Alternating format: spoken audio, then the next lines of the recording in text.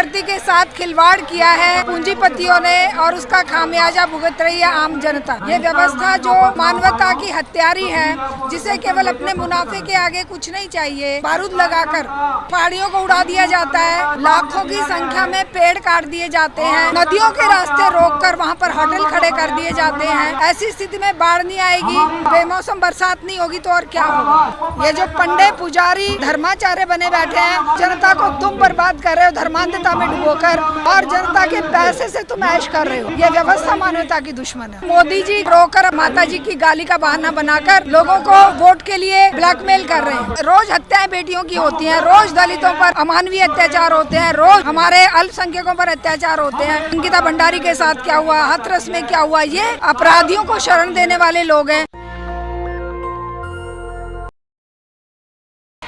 देखिए, बहुत ही गंभीर स्थिति बनी हुई है, बहुत ही दर्दनाक नज़ारे देखने को मिल रहे हैं और बहुत ही परेशान हम लोग हैं इस बात को लेके कि प्रकृति के साथ खिलवाड़ किया है यहाँ पूंजीपतियों ने और उसका खामियाजा भुगत रही है आम जनता। चाहे वो उत्तराखंड की बाढ़ है, चाहे वो हिमाचल की बाढ़ है, चाहे वो पंजाब में अब इतना भयंकर रूप से, चाहे हरियाणा में, चाहे दिल्ली में बेमौसम बरसात और पहाड़ों का दरकना और ये जो लैंडस्लाइड्स हो रहे हैं और जिस तरीके से ध्रुवों की बर्फ पिघल रही है, ये सारा इस व्यवस्था का ही परिणाम है।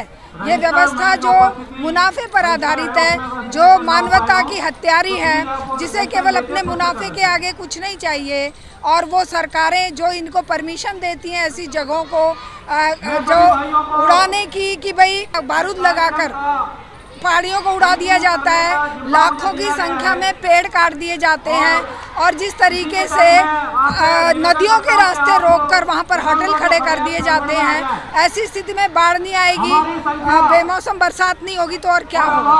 आप देखेंगे कि जिस तरीके से पर्चियां निकालते हैं बाबा, लेकिन इतनी बड़ी आपदा हो गई, लेकिन किसी का भी स्टेटमेंट नहीं आया है इस चीज़ पर। देखिए, ये हत्यारे लोग हैं, मैं बार बार कहती हूँ, ये मुनाफाखोर ऐसे जन पशु बन गए हैं, धन पशु बन गए हैं, जनता के मतलब इंसान के रूप में पशु हैं, जिनको धन पशु हम कहेंगे, जिनको अपने ऐश आराम, अपनी सुख सुविधा, जनता को बेवकूफ़ बनाना और अपने लिए आलीशान व्यवस्थाएं करना, और जब जनता पर मुसीबत आती है तो सलाम है उस सिखिज्म को जो सिखी शिक्षा देती है मानवता की, सेवा की। वो लोग आज सब जगह पर सेवा कर रहे हैं, गुरुद्वारों के दरवाजे खुले हुए हैं, लेकिन मंदिरों का कोई भी बता दीजिए, कोई भी पंडा पुजारी रामदेव या कोई ये धन सतगुरु या आपका ये जो दूसरे ये जो बाबा बैठे हैं, या कोई शंकराचार्य बता दीजिए, जो कोई मंदिर बता दीजिए कि उसने अपने धन के दरवाजे जनता के लिए खोले हों। केवल गुरुद्वारों के सरदार जी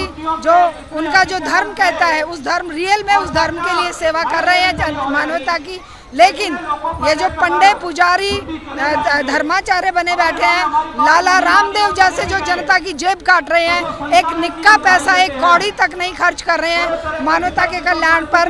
दुनिया बर्बाद हो रही है, देश हमारा आधा देश डूबा हुआ है बाढ़ में, लेकिन ये आज भी अपनी संपदा से चिपके बैठे हुए हैं और लोगों को बेवकूफ़ बनाने पे लगे हुए हैं। यहाँ तक और कह देंगे कि इन्होंने पाप करे होंगे इसलिए बाढ़ आ गई। अरे पाप तो तुम कर रहे हो, पाप तो जनता को तुम बर्बाद कर रहे हो धर्मांधता में डुबोकर, तुम जनता को बेवकूफ़ बनाकर, और जनता के पैसे से तुम ऐश कर रहे हो, और सत्ता के साथ वोट बटोरने का तुम वो बने हुए हो मशीन है, लेकिन जनता की सेवा से सचमुच के धर्म से तुम्हें कोई लेना देना नहीं है।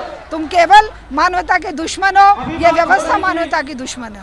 बीजेपी के तमाम नेता कहते हैं और प्रधानमंत्री भी कहते हैं कि सबका साथ सबका विकास, लेकिन ऐसी घड़ी में जहां पंजाब पूरी तरह से तबाह होने की कगार पर है, सभी जिले बाढ़ से प्रभावित हैं, लेकिन किसी भी बीजेपी के नेता का कोई स्टेटमेंट नहीं आया है।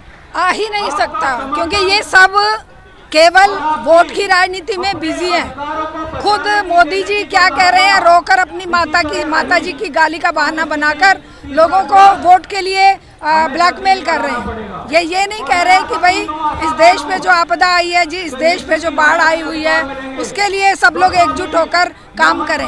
पंजाब से तो ये वैसे ही खार खाए हुए हैं। किसान आंदोलन ने इन्हें घुटनों पर ला दिया था और किसान आंदोलन की धरती रहा है। चंद्रशेखर आज़ाद, चाहे भगत सिंह, जो कि लगातार संघर्षों की राजनीति करते आए हैं, आंदोलन में अपनी बलि देते हुए उन्होंने देश को आज़ाद कराया है। लेकिन आज ये लोग जो कि सत्ता से चिपके हुए हैं, केवल धन इनके लिए बटोरने का साधन जनता है, वोट बटोरने का साधन जनता है, इनको मानवता से कोई लेना देना नहीं है। इसीलिए बीजेपी के लोग आज मोदी की आबरू बचाने में लगे हैं। मोदी की आबरू आज सड़क पर बेइज्जत हो रही है और आज चारों तरफ, चाहे देश है चाहे विदेश है, सब जगह पर इन्हें उसका अपनी नीतियों का खामियाजा भुगतना पड़ रहा है। और इसी के चलते ये बाढ़ में देश बर्बाद हो रहा है, उस पर बात नहीं कर रहे हैं। बिहार में चुनाव है, उसके लिए ये तैयारी कर रहे हैं। तो क्या लग रहा है मैम, जिस तरीके से बिहार में चुनाव है और चुनाव के बीच में प्रधानमंत्री को जिस तरीके से टिप्पणी की गई थी, उसको लेकर बीजेपी एकदम एक्शन मूड में दिख रही है।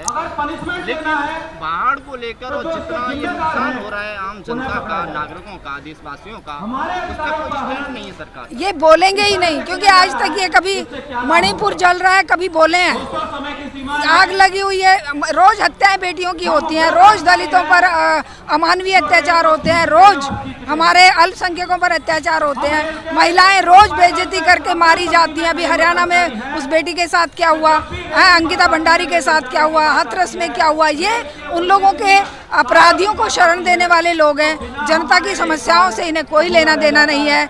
ये अपना काम बखूबी कर रहे हैं कि सत्ता के लिए वोट बटोरेंगे, पैसा बटोरेंगे, जनता को बेवकूफ़ बनाएंगे। इनका यही काम है और जनता ज़रूर एक दिन इनको जवाब देगी।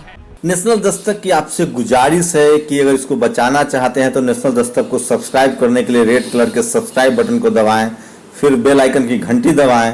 नेशनल दस्तक को बचाने के लिए बहुत जरूरी है कि हर खबर को शेयर करें, लाइक करें, कमेंट जरूर करें।